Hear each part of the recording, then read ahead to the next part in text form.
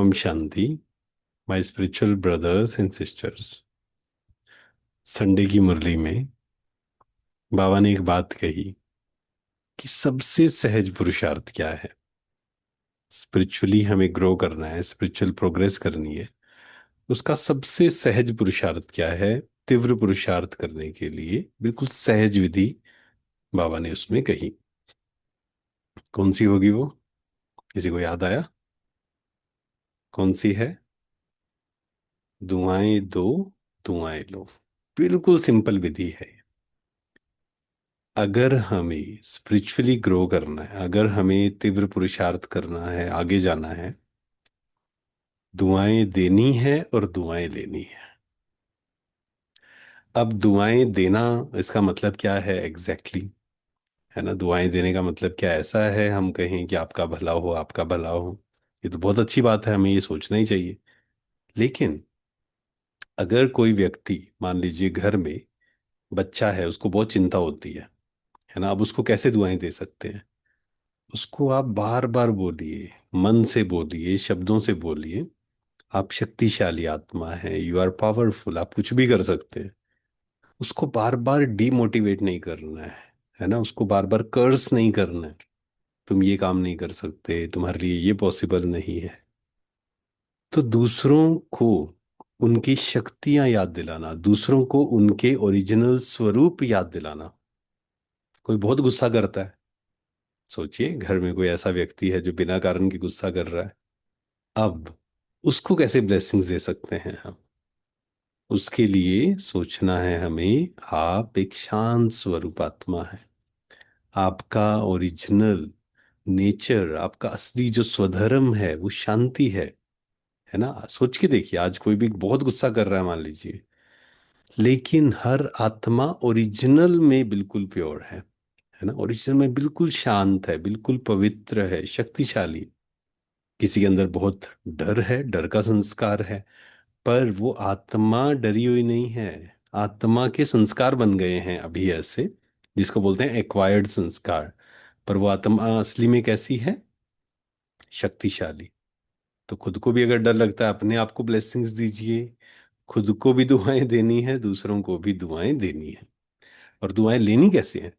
जब हम दूसरों को दुआएं देते हैं, ऑटोमेटिक हमें दुआएं मिलनी शुरू हो जाती हैं। प्लस जब हम निस्वार्थ भाव से सेवा करते हैं तो भी हमें दुआएं मिलती हैं। खुद की दुआएं मिलती हैं, परमात्मा की दुआएं मिलती हैं, दूसरों की दुआएं मिलती हैं। और ये तो जो साइंटिफिक लोग भी हैं ना, जो कहते हैं कि हम धर्म को नहीं मानते, वो भी इस बात को मानते हैं, दुआओं की शक्ति, ब्लेसिंग्स की शक्ति, है ना? डॉक्टर्स से भी जब उनके हाथ में कुछ नहीं होता है तो वो यही बोलते हैं कि अब तो इनको दवा की नहीं, दुआ की जरूरत है ना? ब्लेसिंग्स में इतनी पावर है। तो विघन आना, परिस्थिति आना, बीमारी आना, ये तो हमारे सबके अपने अपने कार्मिक अकाउंट हैं, जिसमें भगवान भी इंटरफेयर नहीं करते हैं। इस बात को बहुत अच्छे से आप चिंतन करना। जो भी कार्मिक अकाउंट्स हैं वो तो सेटल होने ही हैं, पर दुआएं कहाँ काम करती हैं, योग कहाँ काम करता है, वो सिचुएशन से क्रॉस करना बहुत इजी हो जाता है। क्योंकि जब हम शक्तिशाली हैं, मन शांत है, बड़ी बड़ी परिस्थितियों से आराम से हम क्रॉस हो जाएंगे। मन कमजोर है, इतनी सी बात आएगी, राई का हम पहाड़ बना देंगे, है ना? दुखी हो जाएंगे, परेशान हो जाएंगे, यहाँ तक कि कई लोग छोटी छोटी बातों में डिप्रेशन में भी चले जाते हैं कि नंबर कम आ गए। या जैसे एक एग्जाम्पल पहले भी हमने शेयर किया था, लॉकडाउन के समय एक बहन ने सुनाया था कि उनके कोई रिलेटिव हैं, तो उनका काफी पैकेज था, आई थिंक साल का लगभग 1 करोड़ के आसपास, सोच के देखिए, एवरी ईयर।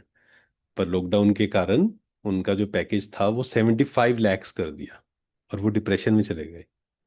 सोचिए कि कोई बहुत बड़ी बात तो नहीं है ना, 75 लैक्स भी कम नहीं है। ठीक है, आप और मेहनत करिए और पैसा कमा लीजिए, पर क्यों ये पेपर क्रॉस नहीं कर पाया वो व्यक्ति? आंतरिक शक्ति कम थी। तो दुआएं जमा करना, योग की शक्ति जमा करना, तो सहज पुरुषार्थ है।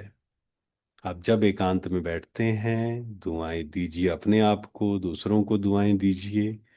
और सबसे बड़ी बात है, कोई आपको दुआ दे तो हमें दुआ देनी है, कोई बद्दुआ दे उसको तो और सारी दुआएं देनी है, क्योंकि उसको और ज्यादा दुआओं की जरूरत है ना। बट ये सोचिए, आप बताना, ये कहना आसान है करना मुश्किल है, या कर सकते हैं इस चीज को प्रैक्टिकली, है ना। थ्योरेटिकली कहना तो आसान है कि कर लेंगे। तो एक्सपेरिमेंट करते हैं। आज पूरे दिन भर हम, कोई अगर हमें बददुआएं भी देगा, कोई हमारे लिए नेगेटिव भी बोलेगा, क्रिटिसाइज भी करेगा, हमें उसको दुआएं देनी है। क्यों? क्योंकि हमारे अंदर शांति, प्रेम, आनंद भरा हुआ है, इसलिए जो हमारे अंदर भरा हुआ है वही हम दूसरों को देंगे। Thank you so much. ओम शांति। शुक्रिया।